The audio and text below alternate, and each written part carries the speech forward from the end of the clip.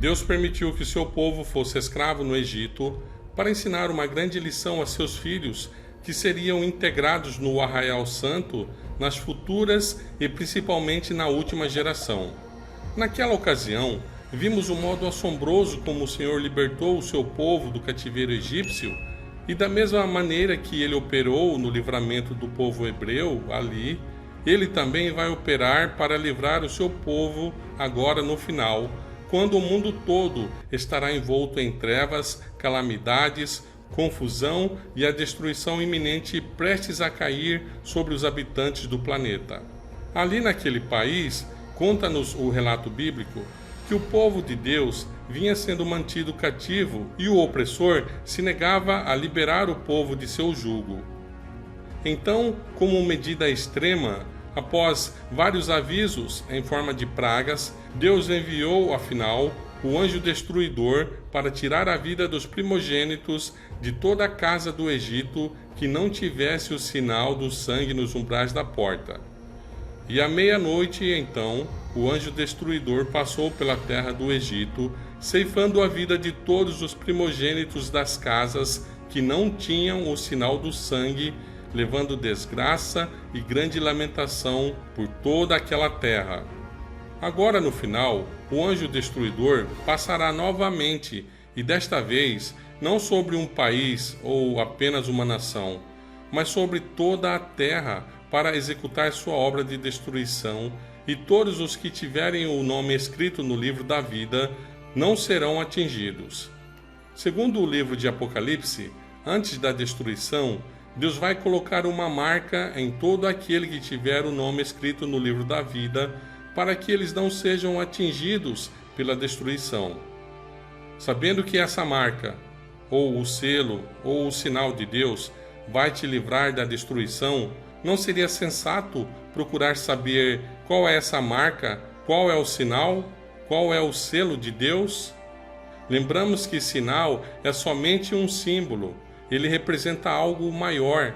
Ele se refere a algo que é principal, de maneiras que, por si só, ele não tem poder para fazer nada, mas sim aquele que ele representa.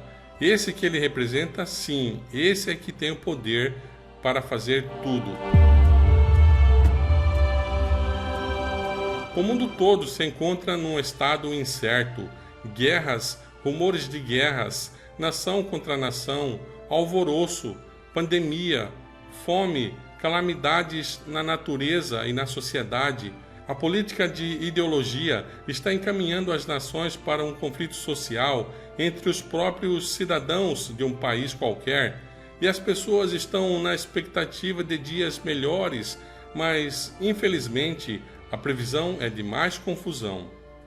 O grande dia do Deus Todo-Poderoso se aproxima cada vez mais rápido, e enquanto as nações se preparam para a guerra, a ordem de Deus aos 4 anjos ainda está mantida e, portanto, ainda é tempo para conhecermos o sinal de Deus e como tomar posse desse sinal.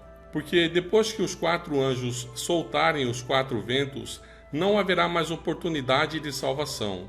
Todos os casos já estarão decididos, ou para a vida eterna ou para a morte.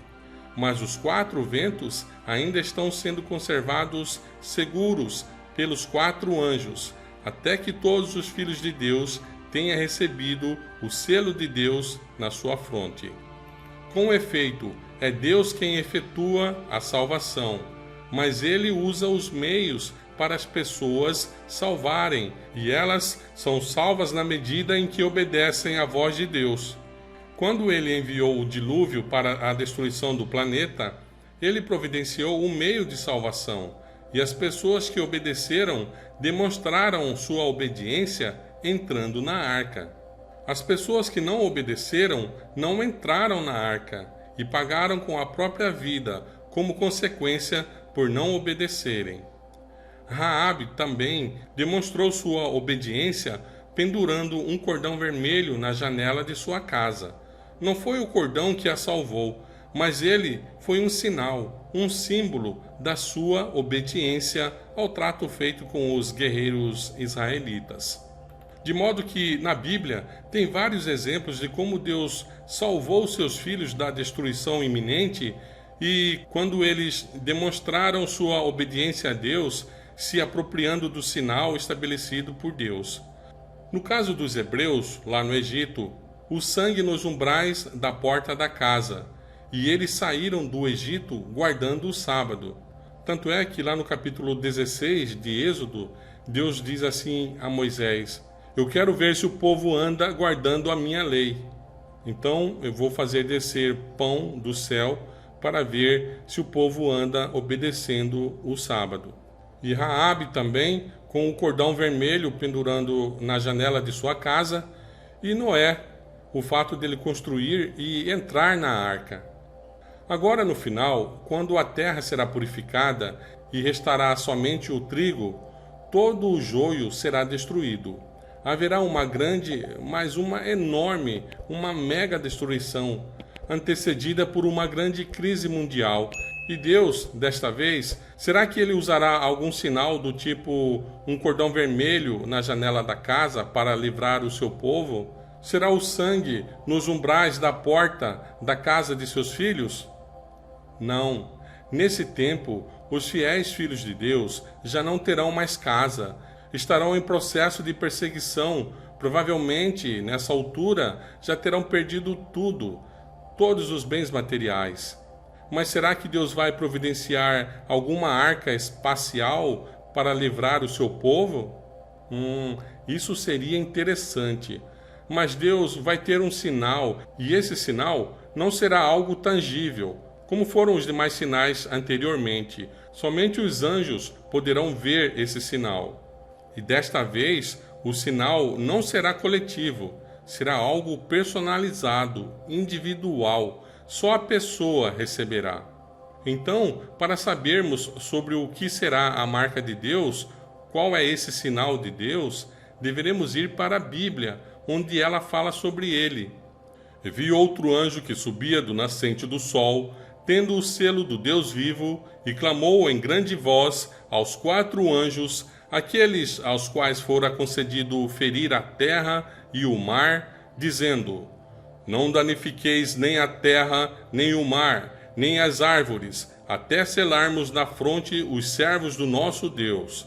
Apocalipse 7, 2 e 3.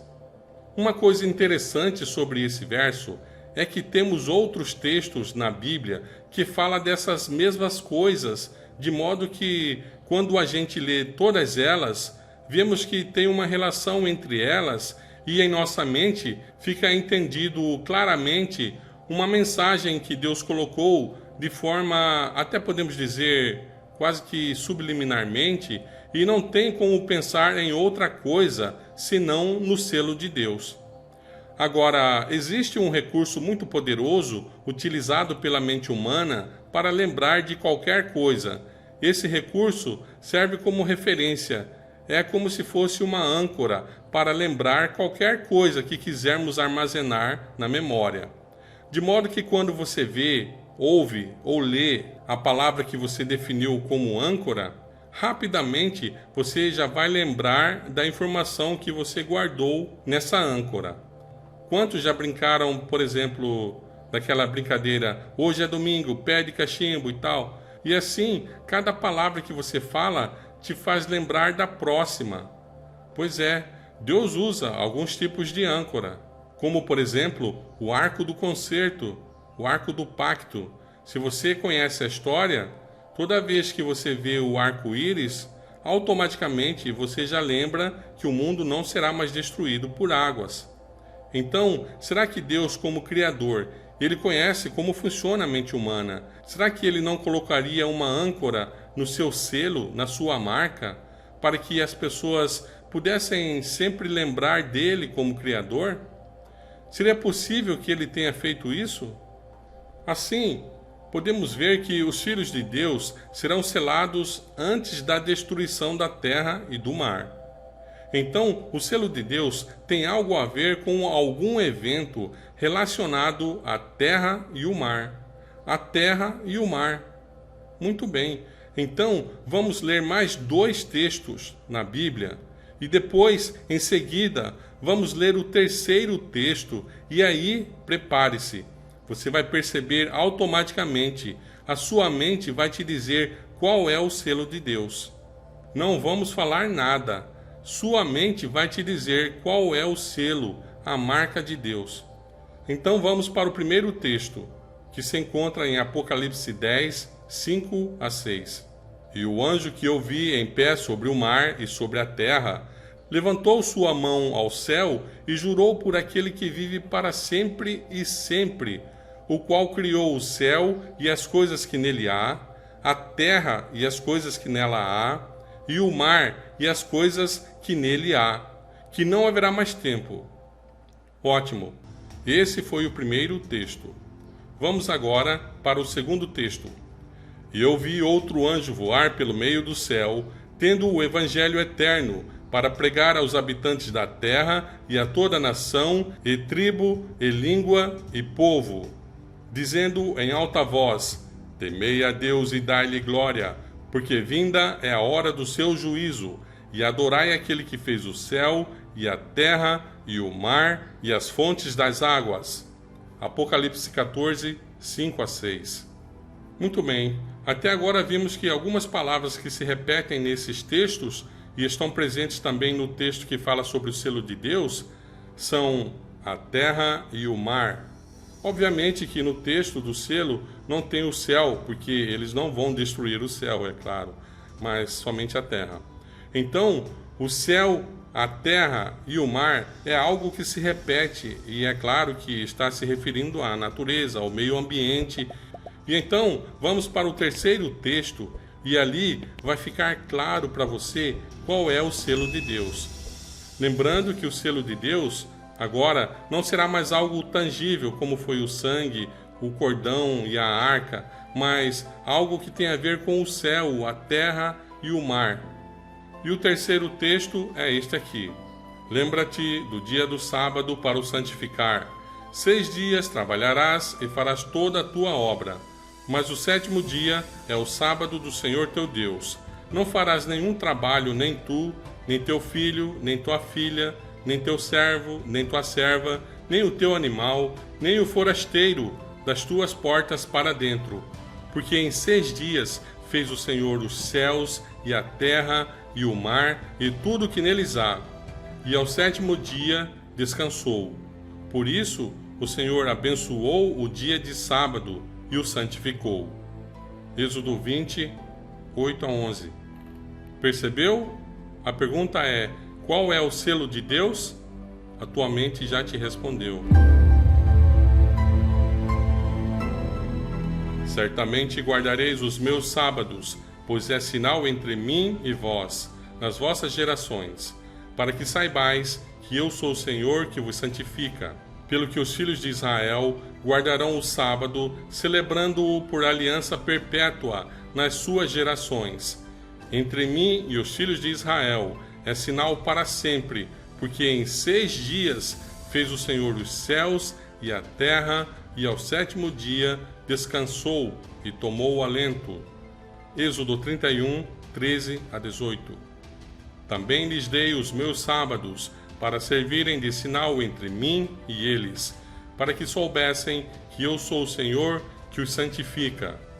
Ezequiel 20, 12. Santificai os meus sábados, pois servirão de sinal entre mim e vós, para que saibais que eu sou o Senhor vosso Deus. Ezequiel 20, 20. Bem, agora alguns podem dizer, mas o sábado foi dado para o povo de Israel. Eles dizem isso porque preferem esquecer que lá no Éden não havia povo de Israel. E sim, Deus fala a Israel porque Israel era o seu povo naquela época. Mas quando você vai para o livro de Apocalipse, no capítulo 12, que fala quem é o povo de Deus, aquela mulher de Gênesis 3,15, então, no capítulo 12 do livro de Apocalipse, aquela mulher, um certo tempo, ela fica grávida e tem um filho, e depois esse menino sobe para o céu. Assim, até ela ter o menino, o povo de Deus era representado por Israel, o Antigo Testamento. Depois que o menino sobe para o céu, O povo de Deus é a igreja cristã, formada por crentes de todas as nações. Esse é o novo Israel de Deus, ou Israel espiritual. E eles seguem guardando os mandamentos de Deus, como consta em Apocalipse 12, 17, 14, 12, 21, 8 e 22, 14. Assim, o sábado é uma âncora. Toda vez que você guarda o sábado, você sabe que o mundo tem um Criador e que é Ele quem te santifica. Isso não tem nada a ver com judaizar, mas guardar, obedecer à palavra de Deus. Então, os poderes da terra arregimentarão suas forças para a última batalha, e o pouco de tempo que ainda temos, que nos resta, deve ser empregado no preparo para esse grande evento que, na realidade, se dará antes, isto é, de qual lado você estará, ou do lado de Cristo, ou do lado da besta, do dragão e seus aliados. Isso será definido antes que ocorra essa batalha. E no começo do decreto dominical, ainda haverá um pouco de graça. Haverá um intercessor entre Deus e os homens. E até aí será decidido o destino de todos. Por isso, é importante estar preparado para receber o selo de Deus, porque somente os que possuírem o selo de Deus passarão ilesos no grande tempo de angústia, no período da grande tribulação. Então, o selo de Deus será colocado, isto é, o selamento do povo de Deus ocorrerá um pouco antes do derramamento das 7 pragas, no começo da grande tribulação. Pois é aí, quando todos os filhos de Deus estiverem selados, os 4 anjos soltarão os 4 ventos e a terra será mergulhada na maior crise, na maior angústia, qual nunca houve. E quando os poderes da terra se aliarem a Satanás na luta contra o povo de Deus, todas as garantias da lei dos países serão removidas para os que observam os mandamentos de Jeová. Já não terão mais a cidadania terrestre, serão apátridas, pessoas sem pátria, e estarão à mercê do poder coercitivo e punitivo do Estado. Mas os que receberam o selo de Deus estarão seguros. Mesmo que o mundo todo esteja contra eles, eles terão total proteção dos santos anjos. Por isso, é importante lutar com todas as forças, fazer de tudo para receber o selo de Deus. Assim como o sábado foi um sinal que distinguiu Israel quando saiu do Egito para entrar em Canaã, ele também será o sinal que vai distinguir o povo de Deus agora no final, que vai sair do mundo para entrar na Canaã celestial. A observância do sábado é o meio ordenado por Deus para a preservação do conhecimento dele mesmo. A distinção entre os súditos leais e os transgressores da lei de Deus é verificada na observância do sábado. Ele é o que diferencia entre quem obedece a Deus e quem não o obedece. O sábado é de Cristo. Ele criou todas as coisas e criou o sábado também, e o pôs à parte como uma lembrança, como uma âncora da criação. O sábado é um sinal do poder de Cristo para nos fazer santos. Ele é dado, portanto, a todos que Cristo santifica, e como sinal desse poder santificador, o sábado é dado a todos os que, por meio de Cristo, tornam-se parte do Israel de Deus. Assim, o sábado será um prazer para todos os que recebem como um sinal do poder redentor e criador de Cristo. Os que conseguem ver Jesus no sábado alegram-se no Senhor, na sua graça, pois o sábado mostra as obras da criação como testemunho do grande poder criador. Ao passo que remete o pensamento ao perdido jardim do Éden, nos aponta também para a nova criação, restaurada pelo poder redentor do nosso Salvador, pois tudo na natureza reverbera seu precioso convite. Vinde a mim, todos vós que estáis cansados, e eu vos aliviarei. E conforme diz Ellen White, o sábado é o elo de ouro que nos une a Deus. Maranata, página 243. O Senhor te abençoe e te guarde. O Senhor faça resplandecer o seu rosto sobre ti e tenha misericórdia de ti. O Senhor levante o seu rosto sobre ti e te dê a paz.